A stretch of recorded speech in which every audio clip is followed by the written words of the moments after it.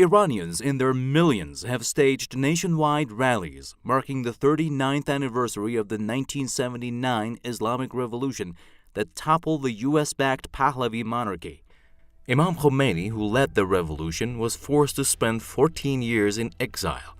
The revolution came in the wake of years-long protests against the authoritarian regime, which used heavy-handed tactics to crush growing voices of discontent. After the revolution, Iranians, for the first time in centuries, managed to elect a government by going to the polls.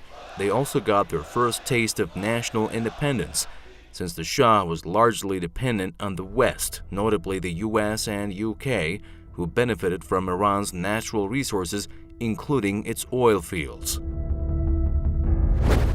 And they've been acting as an independent country ever since, creating their own constitution, which was created by Iranians. And since 1979, there hasn't been any foreign interference in Iranian domestic affairs. They've protected their sovereignty and their society. This year's marches also come a few months after mass pro-establishment rallies poured cold water on Israeli and US plots to instigate violence in Iran.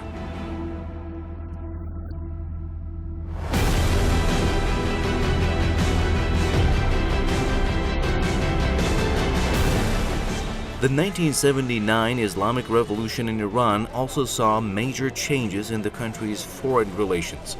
Over the past few decades, the Islamic Republic has forged new ties with its neighbors like Iraq, Turkey, Afghanistan, and Pakistan. Tehran has also been playing a pivotal role in restoring peace in the Middle East.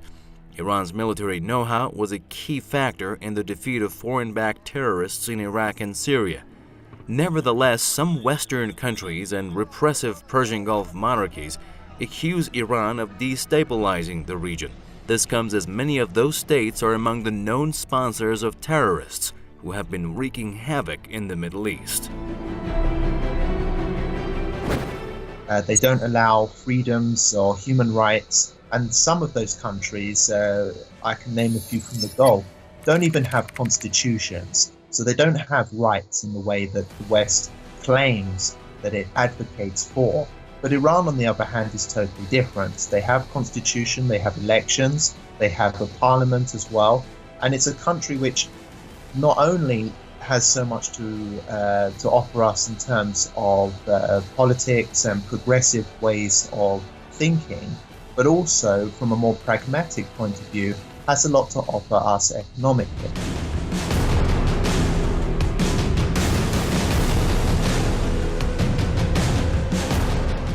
Since the 1979 victory of the Islamic Revolution, the US and some of its Western and regional allies have been attempting to pile up the pressure on Iran through various means. After the revolution, the US and Israel, which viewed Iran as a threat to their hegemonic goals, spearheaded a whole range of anti-Tehran moves. Concerned by Iran's huge achievement in the field of nuclear energy, Washington slapped Tehran with sanctions over allegations that it was seeking to obtain nuclear weapons. In response to the United States' hostile policy, Iran opted for a diplomatic solution. Years-long negotiations on the country's nuclear program culminated in a landmark nuclear deal between Tehran and the P5+1 group of countries in 2015.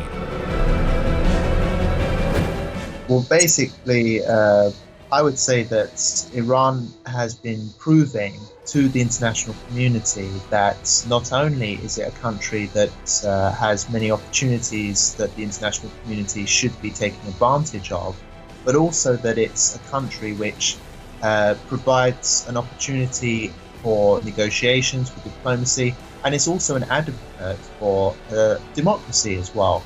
And when you look at some of the partners that Western nations have already aligned themselves over the past few years, these countries are not democracies, they're dictatorships. And despite the US move to step up its hostile posture toward Iran, the Islamic Republic has always stressed its readiness to engage in dialogue.